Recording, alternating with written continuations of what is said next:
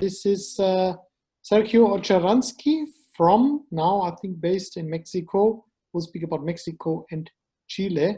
And first, Sergio, let me welcome you. You're representing the company Yansa. First, I hope you're well because we heard there was an earthquake in the area where you're probably staying at the moment. Sergio, warm welcome. Hello, good morning from this part of the world. Yes, we just had a smaller earthquake here in Mexico and also two tropical storms. This tropical storm season is going to be the most active in history, apparently, so far. But yeah, we're all doing very well. Thank you so much. I'm trying now to share my screen. I don't know if you got it. Yes. Okay, excellent. So yeah, I'm going to be talking about community power in Mexico. And if there's time at the end, I will also say a couple of things about Chile. Before getting into that, just a couple of general remarks on why this is so important in this part of the world. Well, we as organization Yansa have been working for a long time, especially in the Oaxaca region of Mexico. This is one of the wind hotspots of the world. It's a natural wind tunnel connecting. It balances the atmospheric pressure of the Gulf region with the Pacific, and therefore creates an area that is just perfect for wind energy. But the problem is that this area, which belongs to indigenous peoples, has been basically taken over by large corporations, and this is resulting in a lot of tensions locally because collective rights are not being respected. There are many cases of land grabs.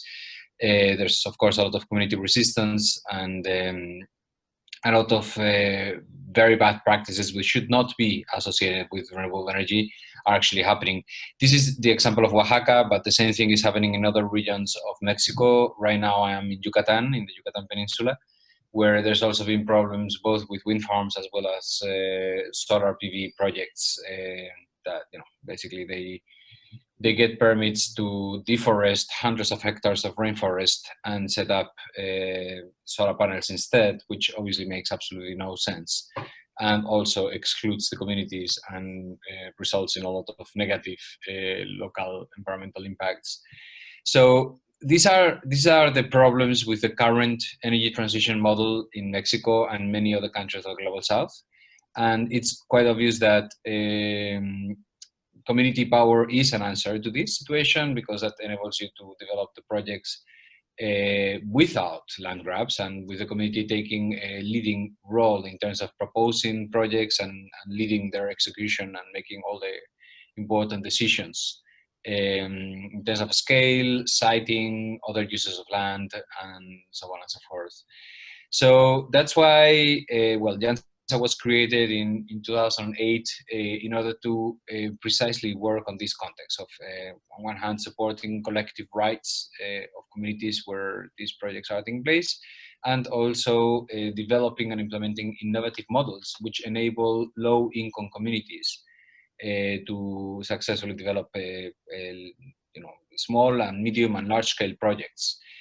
So what we have done is develop a financial ownership and governance model through which it is possible for these communities to become renewable energy producers.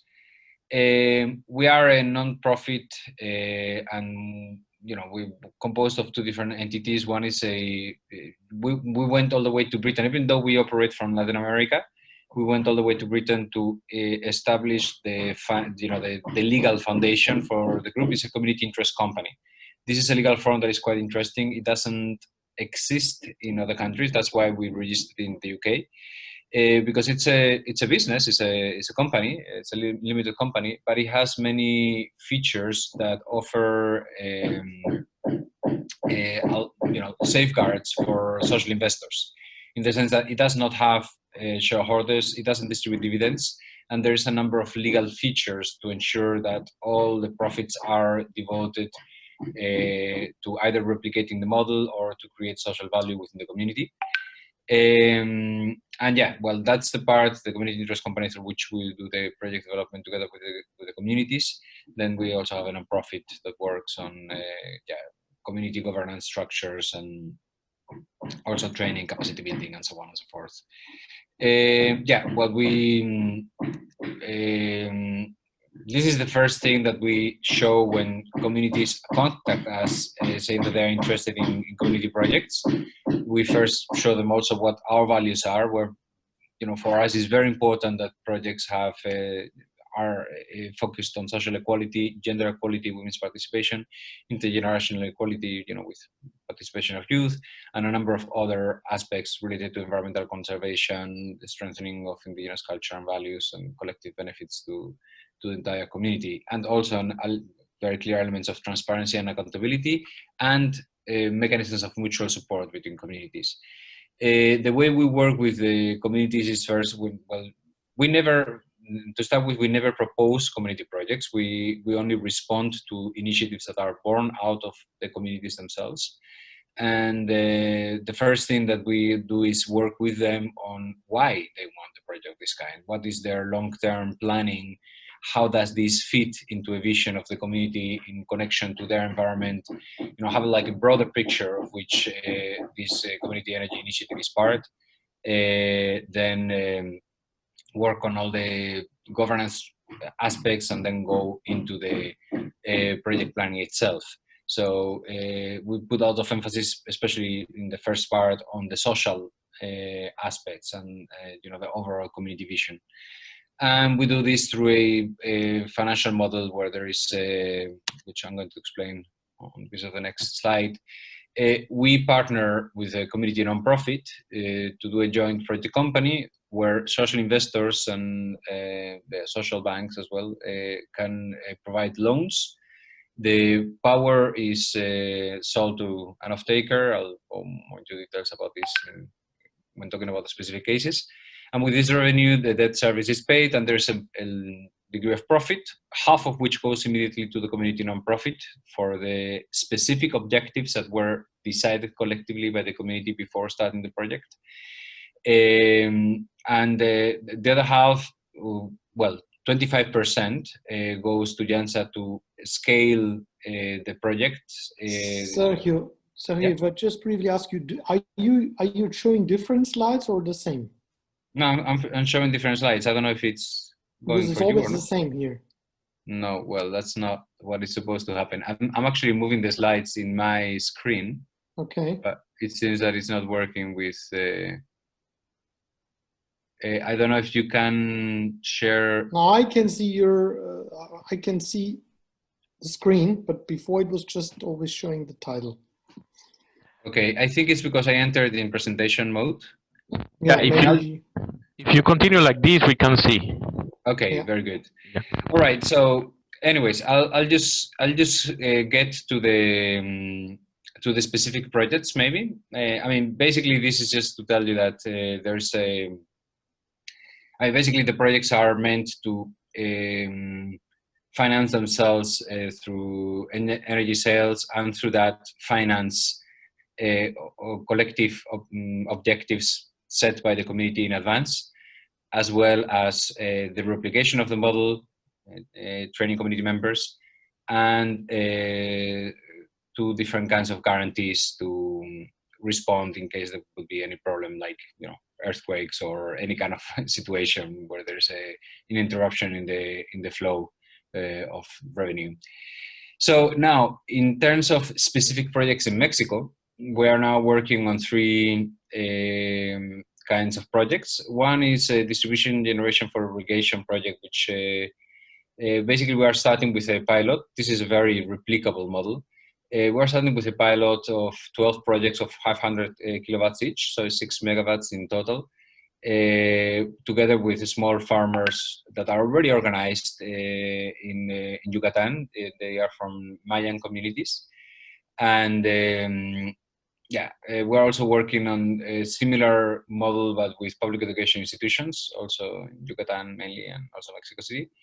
And we also have a project that was already developed some years back, and we are very hopeful that it will finally be able, we will finally be able to put into place for a utility scale, a 102 megawatt commercial wind farm project with an indigenous Zapotec community in Oaxaca. This project was developed already some years ago, but there were problems with the utility. But now with the current government, they are very interested in seeing this project through, and we're discussing with them options about getting grid access and long-term PPA. Since there is still some degree of uncertainty about the utility scale project, I'm going to focus now mainly on the distributed generation for irrigation project. This is, as I said, in the Yucatan Peninsula in southern Mexico. And we're starting with this pilot. There is an entire region in the Yucatan Peninsula where public policy from the 60s and the 70s was to ensure that farmers had small plots of irrigated land, and they were organized to manage these collective irrigation systems. So there's already a very established farmer organization model in these communities. As I said, they are contemporary Mayan communities. Many people think that the Mayans are people of the past, but in fact, most of the population in the Yucatan Peninsula are Mayan and speak Mayan language, and so do these communities. So these are small farmers. Each one of them owns about 2 or 3 hectares of irrigated land, and they form groups of about 25 each, between 23 and 27 farmers that have a collective irrigation system. And this model worked very well for a very long time, but it's not working anymore because of the impacts of climate change. The dry season is longer every year, and the heat waves are stronger and more intense. And because of that, the amount of water needed to maintain the same production is increasing, and therefore also the amount of power. And this is leading to a situation where many of these groups cannot anymore pay their power bills for irrigation. This has led some of them to decrease the amount of, to not water their plants, their orchards, their gardens as much as they should. And because of this, there are problems of crop failures and even more negative economic results. So what we've been doing with them is work with them on a solution, which implies setting up a 500 kilowatt medium scale solar PV system, which occupies about 1 hectare for each of these organized units. And this system will produce enough energy to sell to the grid and recover the investment, and still be able to deliver about 10% of electricity for free to the Mayan farmers. So they can just continue with their agricultural activities and not need to worry about the cost factor. Here in this slide, you see these are the irrigation units that we work with, and this is their energy consumption over the last years. As you see, it has been growing significantly. In some cases, they decreased, but then they failed, and they are trying now again, but with much higher energy consumptions. And as I was saying, with 10% of a 500 kilowatt system is equivalent to the maximum consumption of these irrigation groups right now. So basically, we would be securing their access to water for productive use for agriculture. And the system still pays itself, selling 90% of the electricity to the grid. This is a node, Yucatan, which has quite a high energy cost. So it is possible to give this 10% yearly return for free to the community without having to invest, and still be able to pay back the loans with an interest rate of around 4%. We're now finalizing the financial model with support from the GEZ, the German Agency for Cooperation.